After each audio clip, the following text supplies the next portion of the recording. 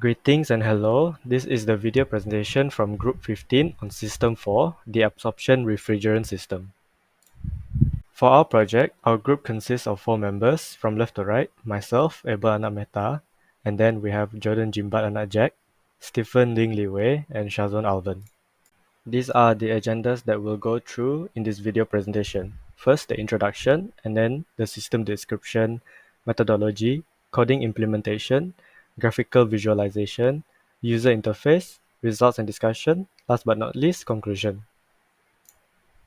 Our project addresses the long-standing issues of energy crisis, rising fuel costs, and environmental concerns associated with the conventional compression refrigeration systems by focusing on the development of absorption refrigeration technology.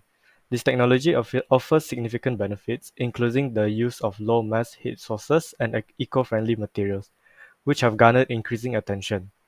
An absorption refrigeration system comprises 4 main components, which are absorber, generator, evaporator, and condenser, each playing a crucial role in completing the refrigeration cycle. The principles underlying the cycle include the heat of vaporization and condensation, and the influence of pressure of boiling and condensation pressure, which, with an additional concept of certain liquids' strong tendency to absorb water vapor, such as lithium bromide or ammonia. The project's aim is to create a MATLAB program that replicates the absorption refrigeration cycle, showcasing the system's operation under specific conditions through appropriate thermodynamic processes. The program includes graphical visualization and a user interface to demonstrate a comprehensive understanding of the absorption refrigeration cycle's dynamic. This report details the formulas and assumptions used in developing and executing the MATLAB program. For this project, the system that we use is the absorption refrigerant system. The absorption process and the vapor compression cycle share many similarities, including the use of an expansion device, evaporator, condenser, and circulating refrigerant. The vapor compression cycle's compressor is swapped out for a chemical absorption process and generator, along with a pump that handles circulation and pressure changes. The refrigerant uses a system of gas flow heat exchanger to remove the heat from the refrigerator and cool the freezer and the interior. In an absorption refrigerant, it consists 4 main components, which are the absorber, the generator, the evaporator, and the condenser. All of the components cooperate to ensure that the cycle is complete. Each component has their own role, such as the evaporator works to evaporate liquid refrigerant. The generator works to heat up the solution that causes the refrigerant, usually water ammonia, to evaporate. The condenser works to condense the vaporized refrigerant to high-pressure liquid. Then the absorber works to release heat when the refrigerant vapor is reabsorbed into the solution. So let's move on to the methodology of this report. So there is a few things that need to be done in order to achieve the desired MATLAB programming. So there are 7 steps in this methodology. The first one is we need to define the initial parameters. So the initial parameters include heat input and temperature setting for both systems. So the next one, we need to create a GUI figure. So in order to create it, we use the GUI, the GUI figure to preset the position and the title. And then the third step, we need to add the numerical input field. So we use the UI label and the UI field. For the UI field with clear label. And then for parameters, we also create the field for generators, absorber, condenser, evaporator temperature, and the heat input. For the fourth one, we have to add access for our COP, or we can call it as the coefficient of performance graph. So we use the UI axis to display the COP. Then we set the Y temperature range from 0 to 5 for readability. Then for the fifth step, we create an update button. So we use UI button for dynamic interaction. Then we configure it button push callback to initiate update graph function. Then for the sixth step, we update the graph function. We retrieve the current value from the input field. Then we recalculate the COP value using the provided formula. Then we convert the temperature to Kelvin for accuracy. And then we dynamically adjust y-axis based on the COP value. And then for the final one, we initiate the GUI by calling it Absorption Refrigerator System to integrate all the interactive elements. So let's move on to the first part of code implementation. So for the first part, we want to input all of our system parameters. So for the first system, we have heat input, which is Qin, for 5,000 watt, generator temperature, Tgen for 45 degrees Celsius, absorber temperature, T-absorb 35 degrees Celsius, evaporator temperature, T-eva for 5 degrees Celsius, condenser temperature for T-condense for 40 degrees Celsius. Then we did the same thing but with different parameters for system 2. So heat input 6,000 watt, generator temperature 90 degrees Celsius, absorber temperature 36 degrees Celsius, evaporator temperature 6 degrees Celsius, and condenser temperature 41 degrees Celsius.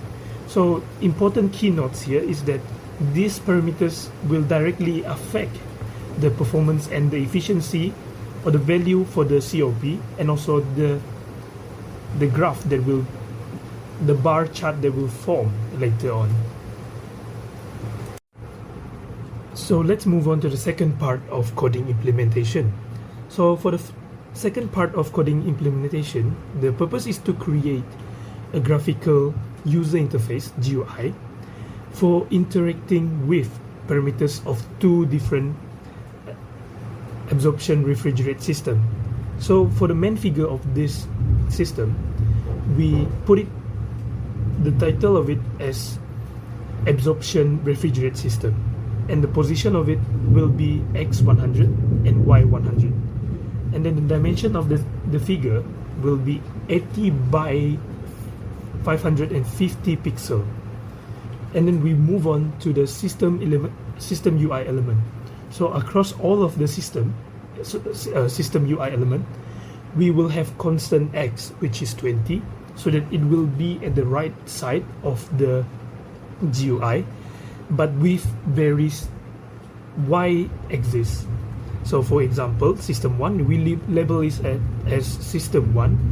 For heat input, the height is around, the y is around 480, then it slowly decrease by 30. For example, generator temperature 450, absorber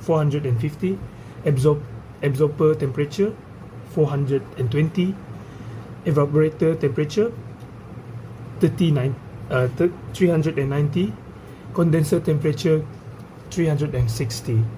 So the input type will be numerical field with initial value. So all of this will be all in the ascending order. And then for the system 2, the two have the same x-axis, x input, which is 20, but with various y input.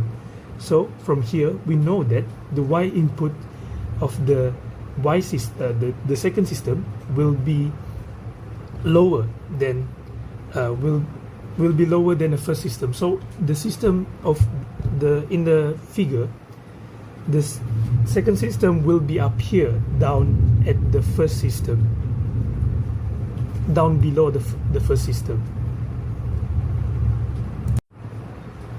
So let's move on to the third part of coding implementation.